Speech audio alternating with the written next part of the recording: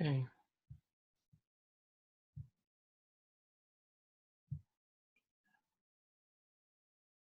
Dr. Crawford, if you would unmute yourself, Dr. Shepard, Dr. Hamilton, just unmute yourself. And we're going to go ahead. Dr. Lamb will join us shortly, but I'm going to go ahead and get started and just go ahead and say welcome to Gardner-Webb's MELS program for executive studies. All of you are not new to the education arena. All of you have already earned master's degrees and some above that. So, you know, this program should not be, the work should and the rigor should not be anything new to you. I am Dr. Danny Stedman, and I am one of the instructors, and I will also be a clinical coach too for part of you, or many of you, and that will be identified, you know, after tonight. We won't even talk much about that tonight, but the purpose of this evening will be to basically, we're going to go over program expectations, exactly what is it that you have signed up for, what is this semester going to look like, what will the next 3 semesters look like for you. You know, all of you have signed up for the Fast Track program, which means I call you you're my AIG students because you can handle it. Which means that we have no choice but to hit the road running, and we got to hit it fast. So, you know, once we get through tonight, you're going to have your charge orders, and I'm going to have to tell you at the end of tonight, and Dr. Crawford, we're going to say, you know, go forward, go get it. Our job is going to be over the course of this semester to guide you, to assist you, to help you in any way we can to be successful in this endeavor. I will tell you that it is a very rigorous program. I've been working with it for almost 6 years now, but I will tell you, out of all of my educational experiences, and I'm talking about my undergraduate experiences, my graduate experiences, this is one that I would, it will compete with any of the best programs out there. That's why I'm still with it, is because I truly believe in this program. We have the results to prove that our students that stick with us, our students that do what they're supposed to do, our students that produce the quality work, our students get jobs, and they get them fast. I will tell you, while we're still waiting a little bit, a testimonial. Dr. Lamb and I received an email from one of our students from last semester. Now, she was a 601 student, beginning student last semester. Midway the semester, she asked us about interview questions, you know, what to do in an interview process. She asked us if we felt like that is something that she needed to move forward and do, and we said absolutely yes. Well, to make a long story short, she completed 601 very successfully. She did apply for the job, an assistant principalship at a high school. She went through the interview process, which she said was very rigorous. She was called back for additional interviews. And again, to make a long story short, she was named assistant principal to that school yesterday, and she is still completing her program. So I tell you, if you work with us and you do what you're supposed to do, we can assist you in every way possible and making things happen in a positive way. They did tell her, her feedback was, out of all of the candidates, that she had the best interview and that she came in there the most prepared. Her testimony was, she said, Dr. Lamb, Dr. Stedman, she said, had it not been that I had not been pushed at the beginning of the semester in 601, she said, I could not have done what I did. So I'm telling you, it will pay off. Will pay off. Dr. Crawford, I'll let you go ahead and introduce yourself to the group. Hello, everyone. My name is Dr. Jamal Crawford. At the moment, I am a principal of a Spanish immersion elementary school here in High Point. I began my career in Charlotte Meck as a teacher, assistant principal. Got my first 2 principalships in Charlotte. I've even also done a small high school in a small rural town of Jasper County, South Carolina. Most of my experience has been in and around Title I schools, again, and I come at this at all 3 levels. And so while you're going to be reading a lot of textbooks and getting a lot of that base knowledge, my goal with you, I hope, is to bridge that gap between theory and the actual life on the ground, day to day, of a city principal. Okay. Thank you, Dr. Crawford. Dr. Lamb has joined us. I have made you the host, Dr. Lamb, and I would let you take it from here, and you can introduce Dr. Hamilton and Dr. Shepard. Okay. I've been on the other screen. We've had several students who didn't understand how to get in, so I've been working with them on the side. And I figured that's why I went ahead and went ahead and got started. Yeah, I was having to try to help them get online. So hopefully, if you're hearing me, there's no need to tell you, but if you can't get online, email me and I'll help you. That won't drum up any more business. Good evening, welcome. We're glad to have you. I first want to introduce our 2 new folks that are working with us this semester. Our process here at Gardner Webb is that we don't just grab anybody off the street to work with you. We invite people to come that we see are stars in the field, because we want that real link to practical administration that Dr. Crawford was talking about. And he served his time interning with us, and he's worked his way up to instructor. Now, please understand, we don't just turn you loose.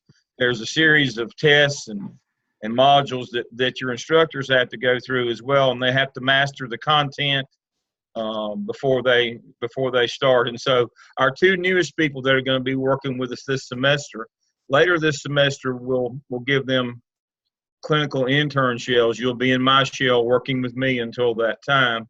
Dr. Robin Hamilton, she's at Parsley in Wilmington, and Dr. John Shepard, he's principal at North Henderson High School.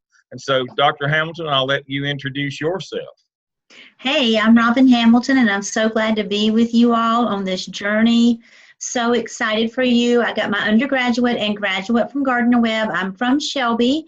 I have been in Wilmington for the last 20 years, where I have been either an elementary principal or working in the human resources divisions of the central office for the last 20 years, and most recently have been at my school, Parsley Elementary, for the last 12 years in Wilmington. And so I'm just so happy to be here with you, and you're going to enjoy this program. It's a great program, and I'm so excited for you. Thank you. We're glad to have you. Dr. Shepard? Yes, sir. Thank you so much for having me on. I can speak to Dr. Stedman when I say that if you do what you need to do in this program and do what the instructions of Dr. Lamb and Dr. Stedman, you can have some success. I earned my master's degree and doctorate degree from Gardner Webb, and went through this program in its infant stage, and have been very prepared for my job as a high school principal. Been in high schools for 18 years and worked as an assistant principal right out of Gardner Webb from graduation, and have been the high school principal, head principal at North Henderson High School for the last 6 years in Henderson County. So feel very prepared from this program and look forward to getting back and working with everyone to help us all kind of grow and reach our potential to support students. Great, thank you. Do we have any other faculty on tonight? Sometimes we have other faculty on. We have 2 other full-time faculty in the MELS program. Dr. Anita Sanders, she teaches 604, the curriculum block for us. And Dr. Steve Stone. Dr. Stone just retired this year, this school year, as superintendent in Caldwell County, and he worked in a couple of different counties.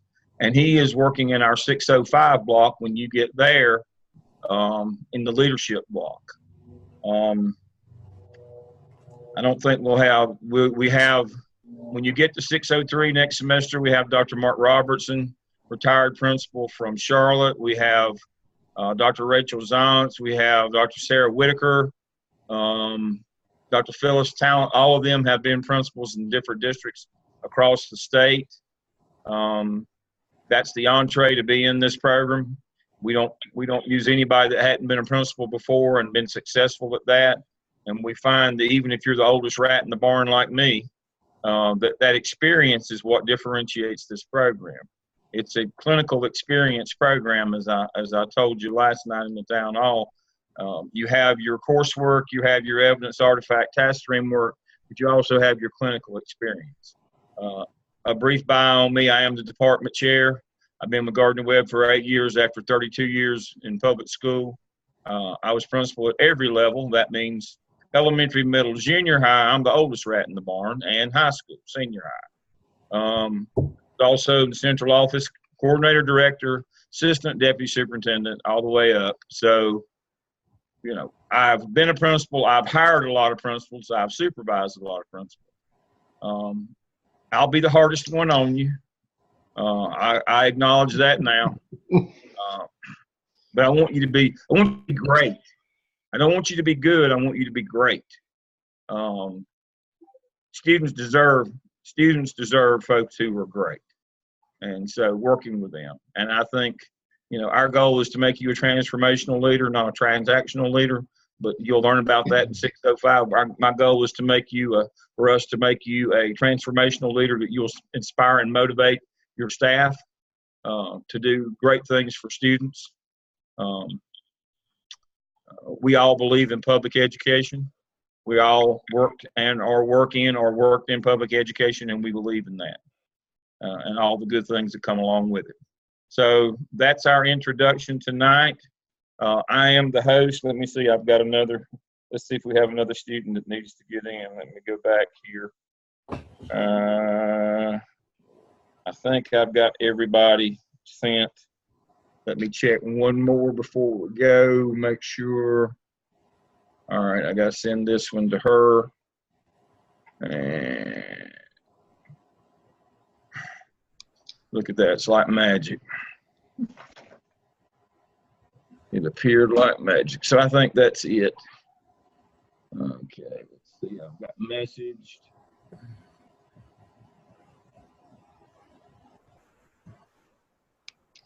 Okay, that's everybody that has emailed me. So we'll move on now. Okay. All right.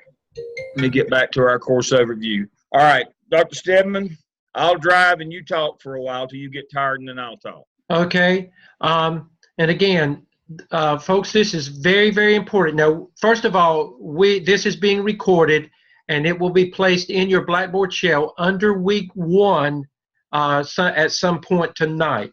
So, and we will do that every time that there is a Zoom session. You will get, it will be placed in there for future reference, or for some reason, if you cannot be in attendance, it allows you to be able to view, you know, what our session was about on your own.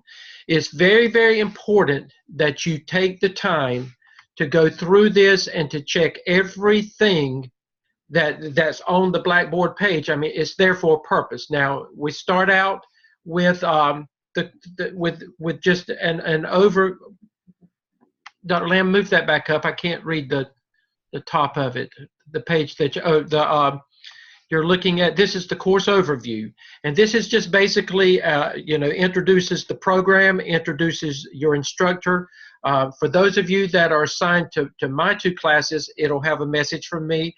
For those that are assigned to Dr. Crawford's classes, it'll have a message to him. However, you will find we will be working simultaneously throughout the semester. You have an instructor by name, but we will all be working with you. So please know that. Dr. Crawford, for his classes, he will give the final grades in those classes. For my 2 classes, I will give the final grades in my classes. However, all of those that will be working with you will have input with Dr. Crawford and me about your final grades. So please make sure that the course overview, that you look at everything on that page. It tells you what you need to do to get started. Your enrollment verification activity in Blackboard is very, very important. That just lets us know that you know how to get in there and that you have officially signed in as a student in this program. If you okay, in this, it also you see on this page, it also tells you your course syllabus is a place there as well. It's in multiple places, but your course syllabus is there for the semester, and these are the points that you must earn to get an A. 3,750 or above will give you an A. And at any time, you can look at My Grades, which is also located on the side. You'll be able to click on that. It'll give you your points, and you can always know that's exactly where you stand with your grade. I would hope that everybody's going to strive for the A. That should be your goal. Again, I talked about the enrollment verification activity. If you haven't done that, it's very important that you go in there. It doesn't take hardly any time to do that. Next steps.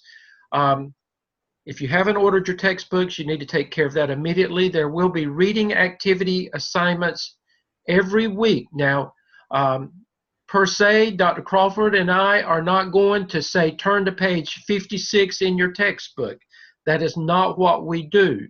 However, you are responsible for the readings in these textbooks, and the fact that you have read the material and you're using the research and the materials from these textbooks will be evidenced in the work that you do. So we will be looking to see that you are referencing the research, the authors, the textbooks, the materials in there. Now, in some of the presentations that will be given, Dr. Crawford, Dr. Hamilton, and Dr. Shepard mainly will be doing this as we progress in the semester. They may actually go to some of the places in those books and point out some things, but please know that you are responsible for all the readings, even if we do not come online and go specifically to a book or even reference the book. You're responsible for that. Let's go Okay, back.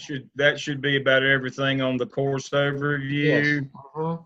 As Dr. Stedman said, you go to My Grades to find where your point total is at any one time. The handbooks and the competency folio resources are here. I'll cover those on Thursday night because those are clinical issues. The first thing we'll cover is the syllabus. I just added up. I'll pick up with that. It has your textbooks in it. There's 3: current issues and trends, school leadership case studies, and the principalship. We also show you how we tie everything we do back to the North Carolina executive standards for principals and assistant principals. Remember, this is a licensure program. So we have to, instead of giving you an exam at the end of your program, you have to submit a demonstration portfolio to the state of North Carolina and TASTRING. I'll be working with you on that. We'll start looking at those evidence artifacts later tonight, but more specifically on Thursday. After enrollment verification and drop add period, you will be given a TASTREAM account. Please don't try to get in until you get that account information from TASTREAM. And then we'll set up your portfolio for your evidence artifacts, and we'll set up your competency folio for your artifacts. The DRF portfolio is for your evidence. They're two separate things. That's a written narrative. And then the competency folio is for your artifacts. And those are what are graded independently by state graders and then submitted for your license. Now, if you follow the directions that we give you, we don't have any problem with our folks not passing state grading. For those of you in South Carolina, you will get your license in North Carolina. You will apply reciprocally to South Carolina. You'll take the praxis. We've not had a student not to pass the praxis either, by the way. So if you follow the process, you can be assured that it's aligned with state standards in both states and national standards for the praxis. And that's what these things tell you, that we're going to hit all the standards that you're going to be tested on if you have to take the praxis for South Carolina. We've embedded that in it. And we also have a little study guide for you when you get to 605. But you will have a portfolio, and you should have no problem with state grading. That should sail right through. Your syllabus tells you about your evidence artifacts, netiquette, attendance, accommodation. Again, these sessions are optional in terms of live attendance. They're not optional. You got to watch them every week. And then there's an explanation of the 6 evidence artifacts here. So that's what's in your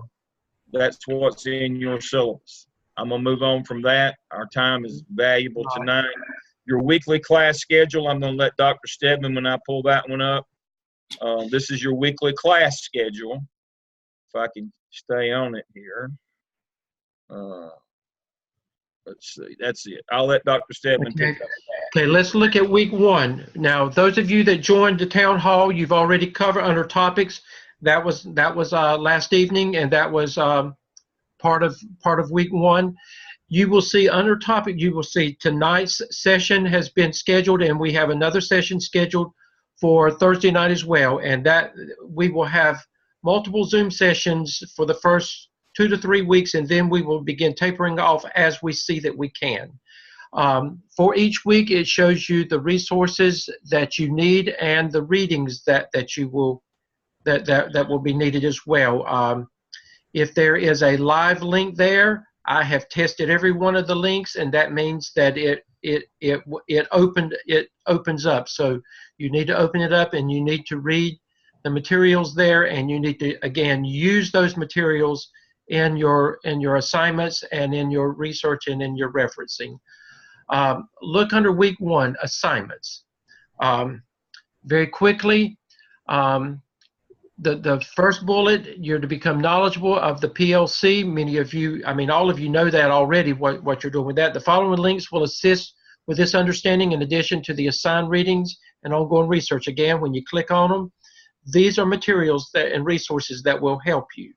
Bullet number 2, refer to the materials section in Blackboard for additional PLC information, and Dr. Lamb will go back to that in just a minute.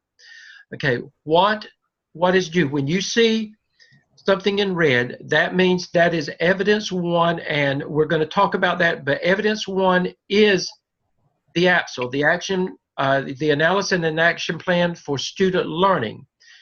This tells you that at the end of week 2, at the end of next week, that task 1 draft is due, and again, we'll go over that in just a minute, a little bit more. And then at the bottom of the assignments for each week, it tells you exactly assignments due to Blackboard no later than 9:00 p.m. On that date, and they're always on that Sunday night by 9:00 p.m. And that gives time for your instructors to be able to begin looking at them and to give you quick feedback on your assignments. As you come on down, you'll see each week is outlined, so you can go ahead and look at it and map it out. You need to begin mapping it out, noting at this point that everything that you see in red is evidence artifact work. Everything you see, and that is, again, that's the licensure component of this program. And we'll be talking about that just a little bit more. Come on down, Dr. Lamb. You also, under the topics, you will see that there are weekly topics as we go along. The PLC is going to be for the first 2 or 3 weeks, but then it begins, we begin looking at other topics, and that is where Dr. Crawford, Dr. Hamilton, and Dr. Shepherd will be assisting with those areas as well. Okay, come on. And then again, you follow this same format, and we will talk about each week. We will go ahead and we will focus on that week, but we will always end by saying, next week, this is what is due. So we'll focus on the next week as well. But this is mapped out for you for the entire 16 weeks, 15, 16 weeks of this program. The things that you see highlighted in yellow, you're going to see them in multiple places. And we do that because so that we can ensure that you are getting the information that you need. So you will, again, see it in multiple places throughout the program. Dr. Lamb, anything else about the weekly schedule? No, we're just make sure you understand the app cells in red, and when it goes to green, that's the app tail. That's the Right. second of the evidence artifacts this semester. Now, please remember, you're going to do peer reviews. One peer review of somebody in your group of each of the tasks that they do. You will only do 2 video. You got to do a peer review of tasks 1 through 4 of the app cell and 1 through 3 of the app tail. So you got to do 7 written reviews this semester. Those are very important. Now, that don't think that, well, they're just having us do their work for them. We're going to review them and give our feedback as well. But there's great value in reviewing work, because that you've got to start to change your lens. You're moving from working with young people, with students, to working with adults. Giving feedback to adults is very important. It's a lot harder than giving it to students. And so this is the first step, is we're going to have you do it written. You're critiquing, somebody's work as if you were their supervisor, because that's what you do as an administrator. You're not everybody's buddy. You have to critique their work. So that's a very important part. And then once you've done the first 2 written ones, we're going to have you come online in a Zoom session. That way nobody can get punched in the nose, hopefully. And you have to deliver that bad news, or maybe it's good news, to them face to face, but at least you're not in the same room with you. That's one of the things that all of our collaborative partners, all the superintendents that work with us, that's one of the things that they harp on me all the time. Make sure that they can deliver bad news. Make sure that they can do assessment and deliver that. Make sure that there's, if you can't do it face to face, at least have them do it virtually. We have so many people who can't deliver the bad news. They're not happy with what a teacher's doing, but they don't tell them they're not. And so they're all unhappy. The teacher's unhappy because they're being unsuccessful, and the administrator's unhappy with the teacher's performance, but there's no communication. So this is our attempt to do that with you. So please remember, you will have 2 video Zooms. You'll have 7 written reviews of a peer's work that's in your group, and you'll have two video Zooms this semester.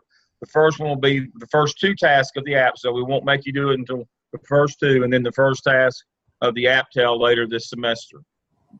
You'll also do collaboration. We'll talk about that later on case studies. But please remember this, and the reason I'm bringing this up, I got an email from a prospective student this week that said, I didn't know that we were going to have to actually do things in this program. I thought we would just read a few discussion boards and post a few comments and maybe talk a little bit among ourselves. No, this is a clinical program. There are certain competencies and standards that we have to meet, that we have to certify that you can do. And so none of the activities that we have you do are just, for our edification or for giggles. This is real stuff that we're having you to do. So I'll get off my soapbox now, but this is all expressed in the weekly schedule.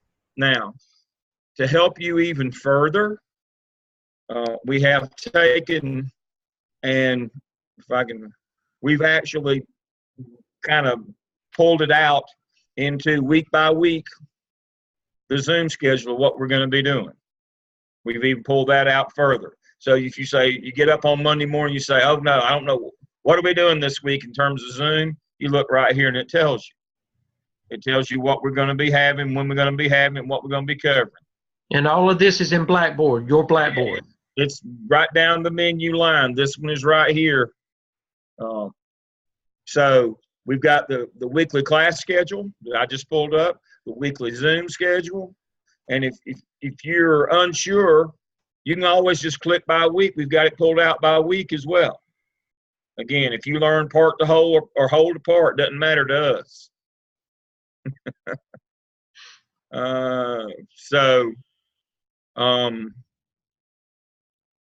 There's the only way that things can go wrong for you is you don't know where you are or what you're doing. If you're with the program, you're going to do well. You're going to be successful. And so we've tried. These are quality matters shells. I had to go through that training, and so we've got these shells designed where they're pretty self-explanatory. You ought to be able to find, if you'll take a few minutes, as Dr. Stedman said, you should be able to find them. The peer review materials, this is what the form looks like. That's it. You read their task, and then you look for content, rubric strength, rubric weakness, leadership, mechanics, grammar, organizational, APA formatting. And you tell us, you tell them what you think. We'll be reviewing their work as well on discussion board. But in the class shell. Now, if you need extra help, I'll be coaching Dr. Stedman's classes for a while until we get Dr. Hamilton and Dr. Shepard online. I have a separate, it'll show up before Thursday's session, and I didn't put it in because I didn't want people to be confused for tonight. You'll get another course in your Blackboard under My Courses, and it will be a clinical internship shell. It'll show up tomorrow. I have it timed that way. And you don't have to go to that shell and work like this shell. That shell is for you to communicate with me privately. You can use the discussion board function, and all of my interns can see your work, but there's also Dropbox where I can communicate with you directly. You will first put your work in Dr. Stedman or Dr. Crawford's shell. If it's not where it needs to be, but we don't think that you can get there with just a small revision, we'll move you over to my shell and I'll work with you individually. And you can only tell if you don't put the effort in, because we're going to work with you. And Dr. Crawford's students that are assigned to him will do the same thing for me. I will be your clinical intern doing the very same thing that Dr. Lamb just talked about. Now, how to know what to do with peer review. We've got a tab that says peer review process, and in that is the peer review schedule. And it tells you who's got to do what, where, when, and why. Again, if you can follow directions, you're golden. It's really easy. We've got the schedule here. Tells you what to do every week on peer review. Every week it tells you this is what you've that to do. There's no guesswork. So peer reviewing is very important.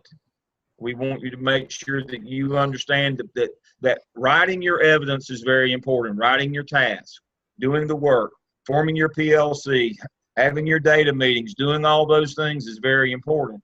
Then you write that up. But reviewing for other people, that's going to be your real first administrative task, is when you critically review another adult's work. This is your first step across that desk to being an administrator. Now, don't be ugly. That's my job. But be truthful about their work. That's the one thing that we want to make sure that you understand about peer review. Look at the rubric, look at the directions. You're doing it as well. Be honest with them. You know, one of the problems that we have initially, usually with tasks, is folks like people write like they talk. First person, slang, without punctuation, kind of like they do in social media. Oh no, that won't work with us. This is technical writing at its highest level, APA format, third person passive voice. Do not refer to yourself in the first person. Don't use I, and don't tell us how you feel. Don't do that. You're not writing in a diary. We want to know. We want to see what you know, not what you think or feel. Everything you say needs to be backed up, cited, and referenced. And if you don't know how to do that, we have a website here. If you click on APA, we have a link to the Purdue Owl Writing Center, and we have a link to where you can learn how to do an annotated bibliography when we get to the APTEL later this semester. If you don't know what APA is, I know some graduate programs don't require APA. When you did your master's, we do, because the state does. When their readers review your work, they do not want to read things that are not APA format. They want things that are quick and easy, anticipatory set. You know, for those of you who are in elementary ed, you know when you're teaching emerging readers, Dr. Hamilton probably is an expert in this. But you try to create an anticipatory set in students, where students expect what comes next, the rhyming books and those kinds of things. We try to, Gardner Webb, our goal is to do the same thing with state graders. They expect what's coming next, and they see the same format. And our students get wonderful scores because they're not surprised. The worst thing you can do is surprise an evaluator. That we want them to anticipate what's coming next. When they see, well, oh, that's one of those Gardner Webb ones. Okay, we know what we're going to be getting. And so that's what we're trying to do. To that end, we give you a template for your first one of how and it's already formatted in APA. We will give you a template. It's already here under APSEL template and materials. And it says APSEL Final Evidence Narrative Template. It has your title page. This is an IQ test, by the way. Don't turn them in and it still says your name here. Put your name there. This is your first mini quiz. Highlighted areas, add your text here. Red is a reminder or an example, and you should take it out. You put yours in. You can build your entire narrative on this template if you want to, and just keep adding to it. That's up to you. All text in black stays. Pretty simple. You know, first thing you got to do is your school profile. That school profile, you will find that in the first section of your school's accreditation report. It'll speak to your community, your parents, you know, your wealth, education. Limit that to what, a page or two or whatever, but that's where you start. And then the first task, your job is to do PLC research. Got to include a minimum of 3 sources. We've got some materials already here. We've got Richard DeFore for you. That's where PLC start, but that's not where they end. We expect to see other research, professional research, looking for norms, values, the reason why, how to set up and run a PLC. As I said before, every public school in both states is required to do a Closing the Gap program, where you look at your own test scores and do something where some adult provides instruction to try to move a subgroup of students in your building to close the gap. And that's what we're going to teach you to do first. This is the instructional piece of your school improvement plan. So you do your PLC research. You select PLC members that you believe have characteristics, background, qualities, experience that will help you in your task, and you lead your first PLC meeting. Now, we will need to see an email permission from your principal to start a PLC. We will need to see the minutes and the agenda for your meeting. Pictures, videos are good because you're going to upload those in your competency folio as proof that you actually did what you said you did with the PLC. So that's how, so as you can see, if you pulled up the handbook, task, and prompts, they're there. I've got them here. We also, we can look at the grading rubric of what the expectation is, and we'll do that next. Now, I'm not going to spend very much more time, but you can see we've got it parted out. Every one of these tasks, we tell you exactly what to do. There's no debate. How to summarize it now. I don't like PERT charts. It is an option, but the graphic organizer is required. If you want to do an optional PERT chart, if you're one of those kind of people, I'm married to one of those instructional specialists.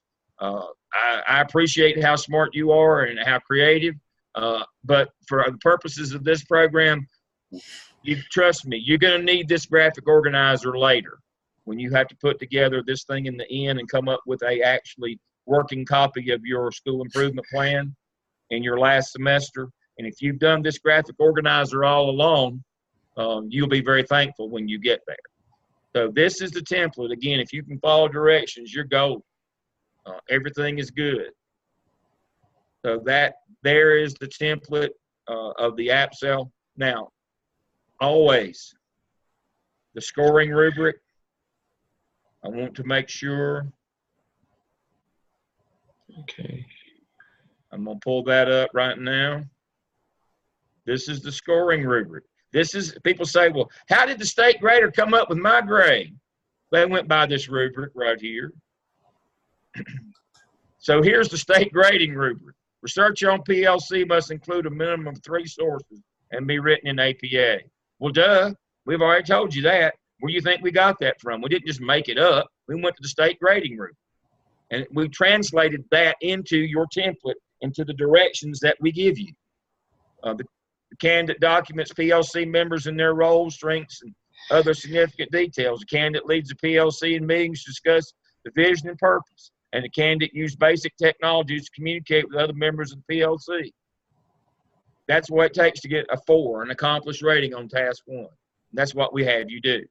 We just reverse engineered the state grading rubric. And here are the standards over here, the North Carolina standards for school executives, right?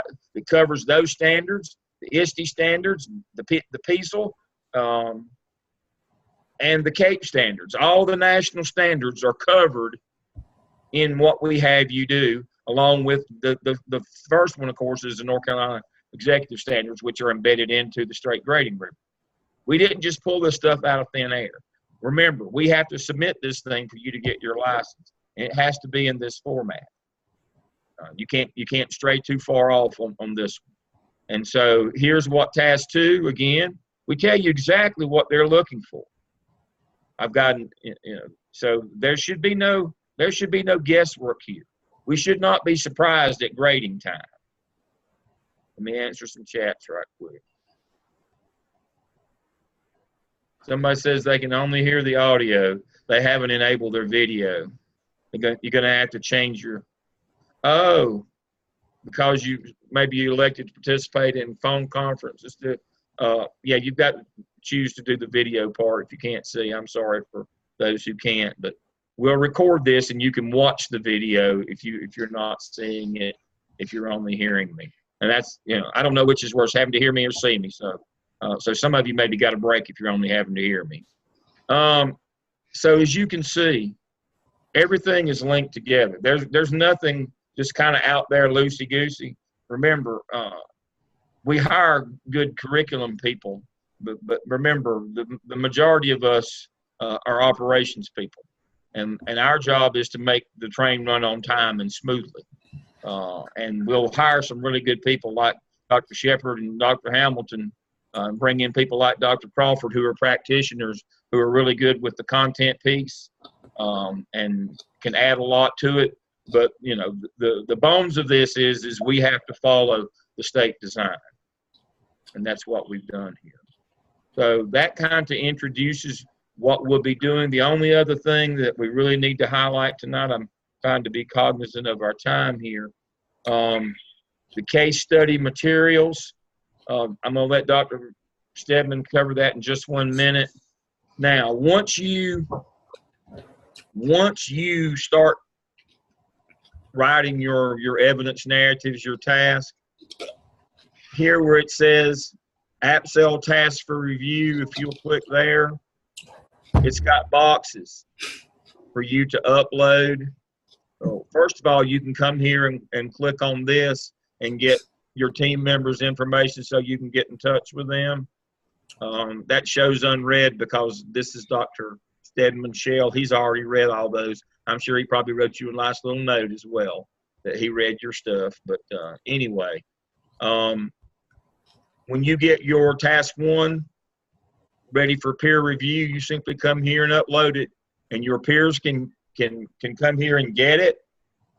You create thread. When you hit that button, it will allow you to browse my computer and add your document. This is where you upload your first task, either PDF or a Word document. Now, I was very clear there, either a PDF or a Word document. Don't do those notes or something from Apple or whatever that stuff is. It won't work. The only thing that will work in Blackboard is a PDF file or a Word document, period. Any other word processor notes, something quick and easy, I don't know, there's all kind, that won't work here. It has to be one of those two types of documents.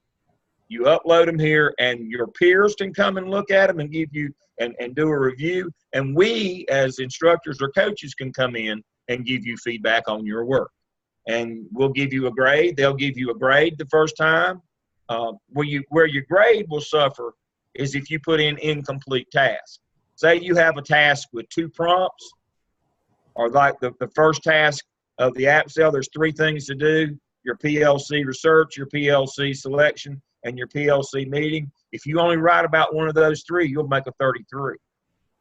Oh, I want some feedback on that before I went any further. I want my hair to grow back. That's not happening either. Write the whole thing. Don't work us to death, and don't work your colleagues to death having to read one task 3 times. We don't have time for that. If you please remember, this program used to last 2.5 years. It now lasts 1 year. We don't have time for multiple submissions during the week. Well, give me feedback on this a little bit before I go any further. No. Write the whole thing, write the whole task, post it. One of your peers will review it. You'll review one of theirs. The instructor will give you feedback, and we'll go on. You'll do a revision, and we'll move on. The worst thing you can do is write a partial, and then the instructor has to, oh, well, it's not all here. I have to send it back. And somebody gets it, and oh, darn, I started a peer review on a partial, and now I've got to go back and do another peer review when the whole thing comes in, or my grade's going to be bad, because those peer reviews that you do, you see it says right here, completed peer review Dropbox. When you do a peer review, you post it back in where you got it in discussion boards. You also put it in this Dropbox for a grade. So if somebody peer reviews a partial task, they get a partial grade on the work that they did. That won't make them happy.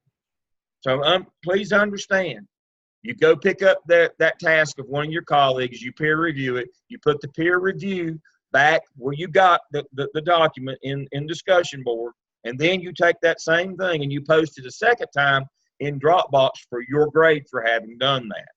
That's how you make that 3,750 points. You get a grade for your document, you get a grade for reviewing their document. Dr. Lamb, I've had 2 people that send messages. Please go back and look at your assignments again. It does not say that the APSL Task 1 is due at the end of this week. It says the draft is due week 2. It's under week 1, so that you're going ahead working on it now, but it's not due until the end of week 2. So look at all of that and read it carefully. So when we looked at the weekly schedule, I picked that up at the time. There's nothing due on the 20th. You have no turn-in on the 20th. Your first turn-in is going to be on the 27th. Everybody needs to understand your first turn-in's by the 27th. That's 12 days from now. It doesn't sound like long, but we're going to be through this 2.5-year program in a little over 11 months. We went so fast it blew the hair right off my head. We're going to be through in a little over 11 months, and so we got to pick up our feet and run. Well, I wear my hat so you can't see that mine's gone. Mm-hmm. You have to be bald to work in this program. Heather, again, look back at what it says. It says that it doesn't say that that's due. It says that it's due week 2. That is saying that anything that you need to do for week 1 is due by. That would be entering your information into discussion board to start setting up your PLC group, or your peer review group. That's due by the 20th. By the end of this week, your contact information. contact information is due. Yes. It's That's the only little thing. stuff. Little stuff, but you need to take this week and make sure that you fully understand what you're doing. That's the whole purpose of this week. Yeah. Is there a different link each day for Zoom sessions? You will get Last night was different because that was the town hall version of Zoom. Dr. Stedman sends the link every week for this class session, and it's the same link, isn't it? No, they'll get a different. I will each time that we have a Zoom class, they'll get something new that they have to sign in with. Oh yeah, but I mean, you'll send it through quickly. What, on Oh Sunday? yes. It'll be posted under the Same way announcements. every week. It won't be the same link, obviously. No. But it'll come the same way at the same time every week. They'll get one tonight, Is that a duck? Thursday. 2 days in advance, you'll get a link 2 days in advance. We've tried doing common links, doesn't work. Can you go over how to upload contact? Yes, I can. All right, so you come to AppSell Task for Review, and it says upload your contact information here. You simply click on it. It's working. Here it goes. Where it says create thread, it will let you upload your contact. Hi. I'm gonna put, you put contact, and you put in contact information. Hi. My name is Dale. And you can put whatever you want in terms of, if you want to put your private email, or you put your work email, Phone number. at web.edu, DLSLMB at yahoo.com. My cell phone number is 704-575-4399. And then you hit submit, and everybody can see that. And when people come in and open it up, it will look like that. Contact information. Hi, my name is Dale. There's my 2 numbers, my 2 emails, and my private phone number. It's just that simple. And when you go in, that's how you open up and see it. When you come in like a student, when you come in, when you click on that, you just click on here and you look for your team members. Because right there's their names of the people who have entered in this shell. Oh, Josh and Carla in my group, you click on their link and it tells you their private information. And we have you do this because this gets you understanding how to use discussion board. Create links and tabs and threads. This is how you upload your task, and this is your message board. Where you upload your task for your peers and for us to look at, to review. Comes back down. We can download your work. We can put peer reviews back up for you. The instructor can comment on your work, give you a score, and then once it's done, once it's been peer reviewed and we tell you it's good, you come over here to AppSell completed peer review, remember, and drop that in right here. When you did one on you drop it in for your score there, and each of the tasks that you peer review this semester, you drop them in here for your grade, and then you come to assignment drop box and you drop all of your tasks in individually for your grade for what you wrote in terms of the evidence task that you did. So you get credit for in the review stage from your instructor. If that's going well, you're staying on time, we give you credit for that. When you get it done, the quality of it, we give you credit for that. We give you credit for working for other people. We're trying to teach you a system here. This is basically how school works. As an administrator, this is kind of the function between you and the central office, and how turnaround works from communication and work flowing to and from your supervisor at the central office. Works in this same kind of format. That's what we're teaching you here. So if you can learn this format, that goes a long way when you actually get out in a job, understanding how it's going to work. The Zoom session links will be sent through quickly. That's your class email function. It will come to your Garden Web email. It will also, it can also be posted when he sends them. He clicks on, not only does it send an email, quickly also post the announcement in your Blackboard, in Blackboard. So when you open up Blackboard originally, it says My Announcements. It will be there as well. As you can see, when he sends them out, I get a copy of them. So he'll use this function called Quickly, which is in Blackboard. This is before you go into your courses. On your dashboard for Blackboard, there's a function called Quickly. He will post an announcement. When he clicks on that, it will post here under My Announcements right under it. It will also send you an email to your Garden Web account. So that's how you'll get it. So if you didn't get your email, just come to your announcements and it'll be waiting on you there. And he'll post it every Sunday for the Tuesday session. And when we have a Thursday session, he'll post it later on Tuesday night. If we send them all out at one time, it's mass confusion. We give them to you 2 days ahead. And if you don't get it, just email us, just like tonight. One of us will hang back, check email, and send you the links, like we did tonight. Make sure everybody's on. We don't want to lose you. And it won't make us mad, and it's not a problem. If you didn't get it, just email me. We'll send it. I have it already loaded and ready just to pop it back immediately. So not a problem. So back into our courses here again. Dr. Lamb, somebody asked the question about their peer review teams.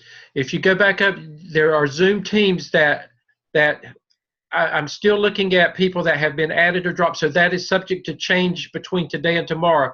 But that will be your consistent team throughout this semester. Dr. Crawford will do the same thing with his groups. And those will be the people that you will work with to do the peer reviews. When you do the Zoom sessions with your case studies, you will work with those teams. Mm-hmm. You'll work with that same 3 or 4 people or 5 people throughout the semester. Yeah.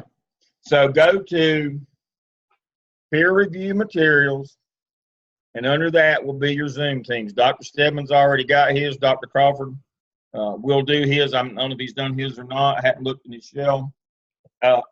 It's not that he's behind. Your class only formed yesterday, and I put his shell in last night. So, but these will be your teams for both peer review and for case studies. And so that's where we're going to end up tonight. I see our time is about up.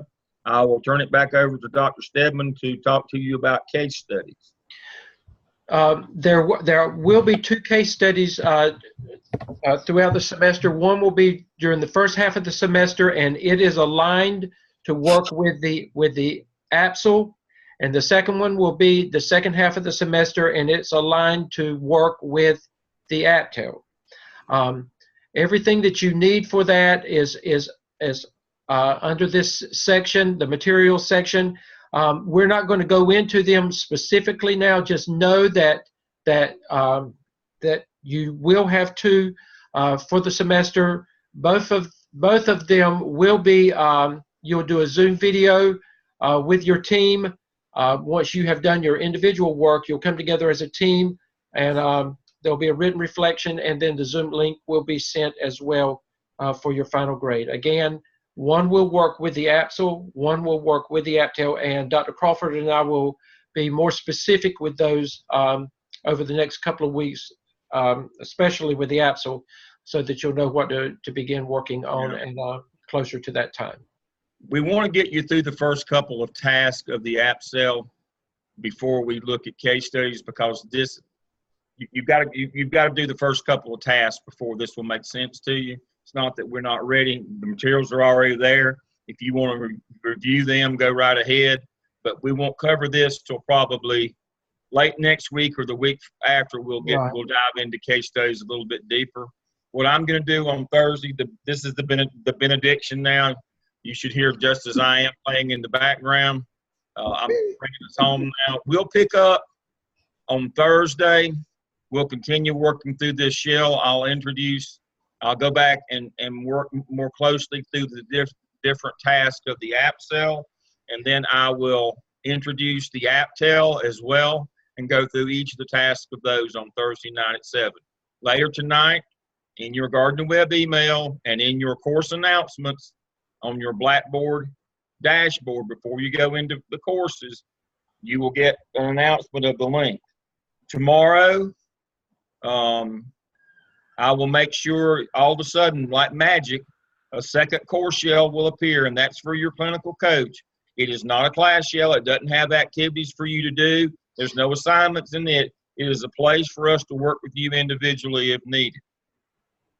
So don't be alarmed that, oh gosh, they're giving me another shell with a bunch more work to do. No, it's just a private place for us to work individually so we don't hold up the group.